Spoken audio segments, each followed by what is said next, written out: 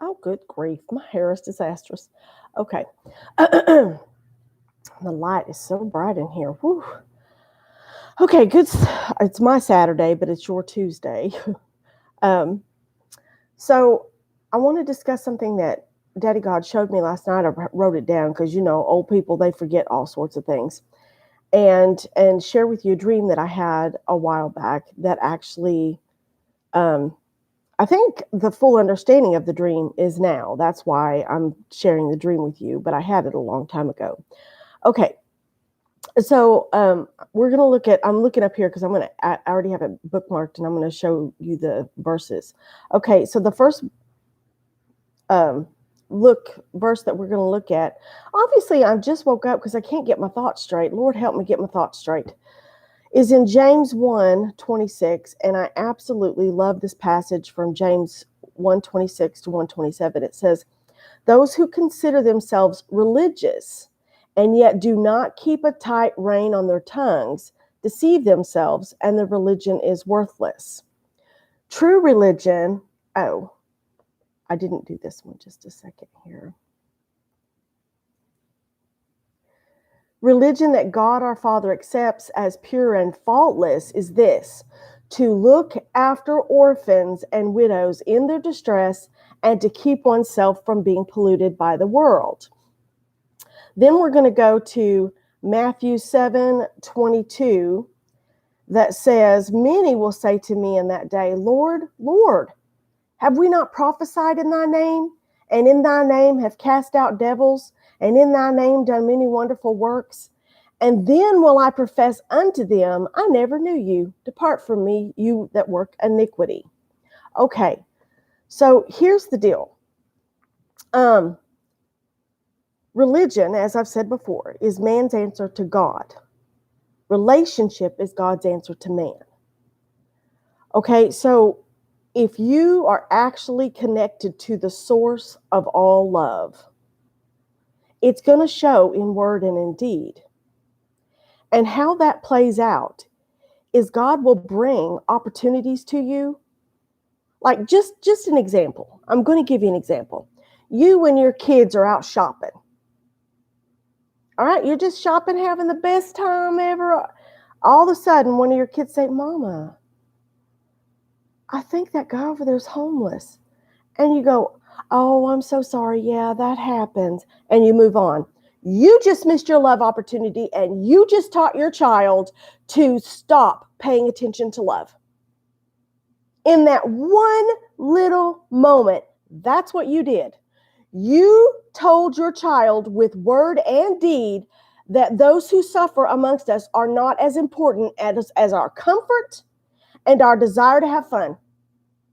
That's what you did. I have always taught my kids, everything that you see your parents doing, they are giving you subliminal messages. I know this is totally inappropriate, but I did it anyway because I was so mad. The boys were 7 and 5 and they were going to Matthias. And I said, "Let me ask y'all something. If you got parents that are literally doing drugs in front of their kids and they say to their kids, 'Get on out of here. Yeah, I better never see y'all people doing this or I will tear you a new one.'" What is the message they just gave their kids?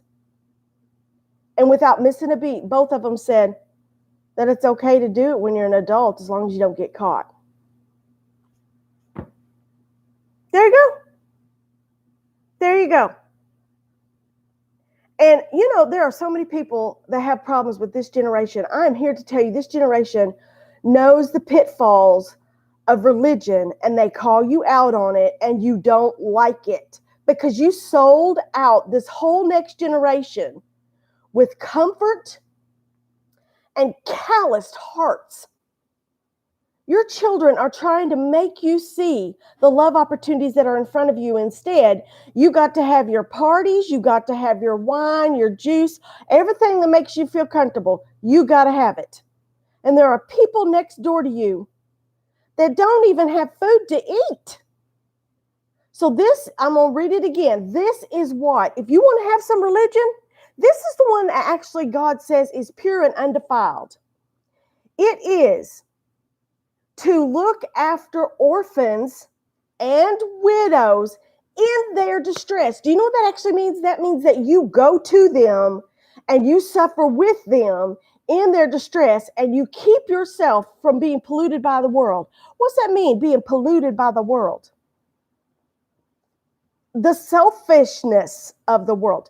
You know, there's another verse that says, be of good cheer because Jesus has overcome the world. What has he overcome? He's come the world system.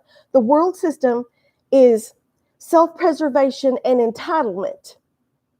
And as we move into this new system, and we're there, in case you didn't know, they're going to tempt you and tantalize you with comfort. They're going to say things like, oh, hey, no, nothing's going to change. It's all right. And a little bit at a time, see, the enemy is crafty. A little bit at a time. If you don't believe me, I know you don't want to, but read George Orwell, 1984. It's on point. I'm sorry, it is. It's a little bit at a time before you're already boiled. You entered the hot water a long time ago, but it was cold when you did. I mean, and there was a split second where you're like, I'm going into a boiling pot. Yeah? And guess what? You're a frog. You got legs, jump out. But you didn't. It's like, oh, there's a nice lily pad up in here they got for me. There you go.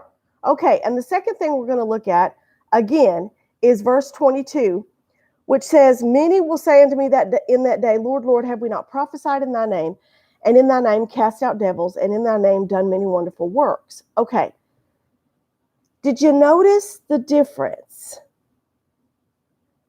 The religion that is pure and undefiled before God is the natural fleshing out of what you've received spiritually. Isn't that amazing? However, it's the opposite of Matthew. These people are going to come to Jesus and say, hold up. I got the goods on you. I cast out demons in your name. I was highly favored and highly blessed. And I was in the fivefold ministry. How can you say to me you didn't know me? Because you didn't do one thing for another person. You set up on this YouTube, you set up on this Facebook, you set up on your ministry, and you propagated books and all kinds of things. This is what we're doing. You know, there are even good people who have some really good stuff, and guess what they're doing? Oh, we built ourselves a school, and we're going to teach people how to do this, and we're going to be prepared in the last days. Oh, and we're giving $1 million and $2 million to the poor. Okay, I'm going to tell you something about these nonprofit. Most nonprofits, a good one, 2% actually reaches the target goal. That means that the rest of it is cost of this and cost of that, and it's being piddle-farted away to here and there and everywhere else. But 2% of the money that you just gave actually reaches the poor. God never intended for us to give our goods and services to those who are basically, spreading their seed in one shot, in one field to see where the seed lands. Are you freaking kidding me? It's one-on-one. And the problem is that you don't want to deal with people. Honey, I'm working with a young girl.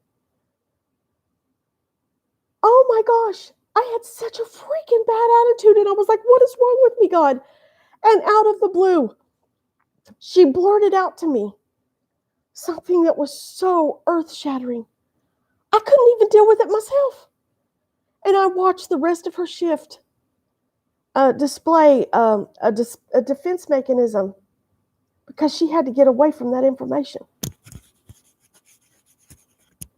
And I have a problem with being in her presence. How's she ever going to know she loved? How is that little girl ever going to know she wasn't a mistake? Unless I swallow my uncomfortable crap and show her some love. I mean, and even after my stupidness and my just showing my big old butt, I'm sorry, she comes up to me and says, "You're just my favorite person." I'm like, oh my gosh, what is she actually feeling from me? I am absolutely the most horrible person. I don't even know. And God is saying, in spite of you, oh, it's hard. In spite of you, the love of God is still showing through you. I am here to tell you, y'all have no idea how many people have never been shown love. And if you have the opportunity today, I want to invite you, please, listen to your children. They are in tune to the Most High God who is showing them, look, there is someone suffering. There is someone suffering amongst you. And you're going into a 5-star restaurant. Listen to your kids. They know something. And those people who have done nothing but their job, that my last day's job is to hear from God and give to you. Because what? We can't hear for ourselves. I learned a long time ago, nobody's going to tell me nothing about myself. If I want to know what God thinks of me, I come to his dinner table, which, by the way, is amongst your enemies. And I say, what do you think of me? And he'll say, it's looking like you've got some mucus coming from your nose while you're sitting here at my dinner table. And then I humble myself and say, my Lord, forgive me for coming to the table unclean and unwashed. Clean me up, please. And he will do it every time. But instead, we try to come up to his table and say, I don't know who you think you are, but I've been to his throne room. I've seen him face to face. Because you know what? Jesus, the Son, who has every right to sit at the head of the table, is actually sitting at the end of the table where the servants sit. And he's the one that's going to look at you and say, depart from me. I never knew you. The only people sitting at my table are the widows and the orphans in their distress because I'm taking care of them. There you go. So now I'm going to tell you my dream. A long, long time ago, before I ever left Lee to go to Restoration Village, I had an experience. I'm going to call it a spiritual experience because I'm going to leave all that stuff to Daddy God. I don't need to call it a dream, a vision, or whatever. It's a spiritual experience, okay? Where he took me into the time period where people were in hiding and there was war. I mean, open war. And if you don't think that we're in open war right now, we are in the time. It just doesn't look how you thought it would look. Open war is in the computer. That's our war. Because we didn't really like the whole beating thing and the whole torture thing. It's computer. Okay? And the system is still the same. Those people who want power and authority over you are going to threaten to take away self-preservation and entitlement every time. Okay? So it's open war, and I'm running, and I didn't know it at the time, but I was being led by the Spirit of God to the place of safety. I just saw this. It was probably like 5 stories high, a building. And I was like, in here? Okay. And I ran in there, and there was like, to the right, there was like a sitting space and like a big desk. And I ran right for the janitor's closet. I was like, in here? Yeah, you go in here. So I went into the janitor's closet, and in the janitor's closet, I'm like, there's nowhere to hide in here. And the voice inside, not my head, the voice inside my heart said, hunker down. And so I hunkered down and covered my head. And those fearmongers opened the door, looked in, and they saw nothing. I was sitting right there. They saw nothing. And they said, okay, this has been checked. locked the door, and put checked on it. No one in here. I was like, wow. And then the voice inside said, move the mop. I moved the mop and I saw it was a trap door, and I lifted up the trap door and I was flooded with eternal white light. And there was a ladder leading down, and I went down the ladder.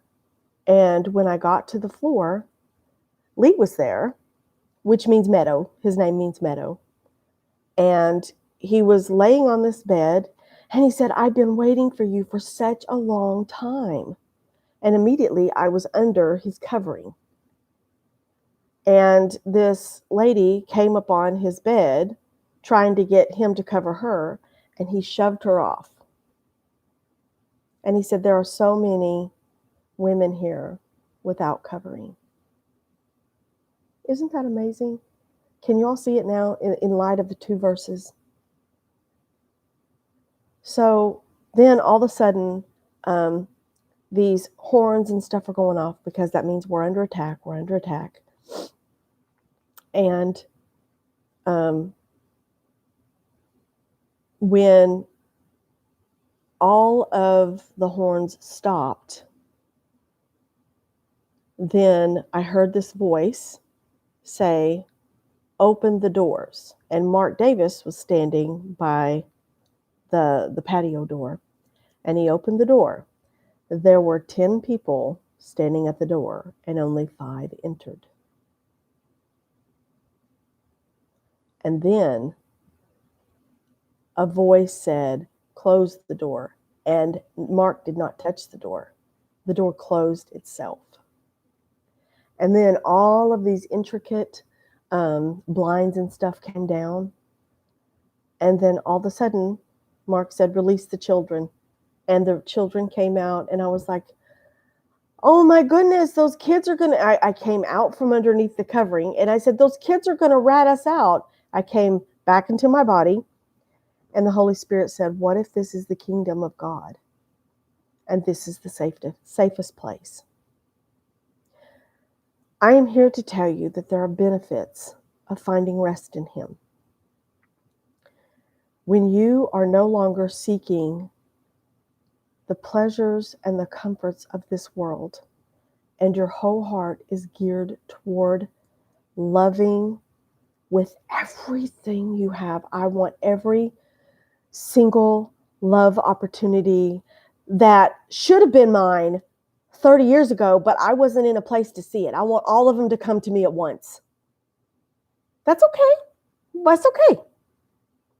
Because Daddy God will provide everything that you need to give all those people that you needed to have given 30 years ago. Because here's the thing about seed. It comes from eternal white light, and it does not return to Him void. So at the time, those people got what they needed, but they're going to need it again, and you're going to get another opportunity with them, because God is the God of second chances.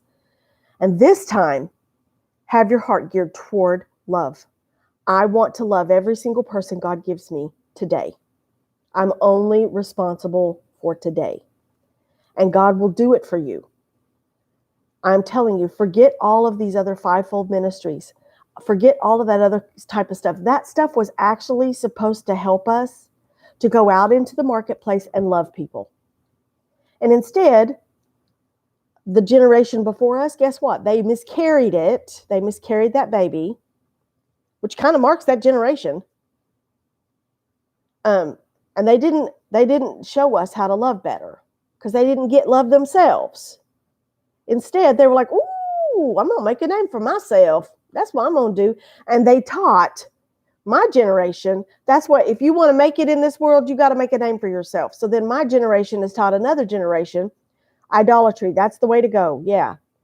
And it is the Lucas and Liam's generation that is saying, oh, no. If you want to be here, you're going to have to humble yourself before an almighty God. There is only one. His name is love. His son is Jesus. And every time you come into His presence, and I've never, not once, have I heard one of them prophets say, I was brought to the throne room of God and I was laid prostrate, Jesus inside me stood me up and he talked to God.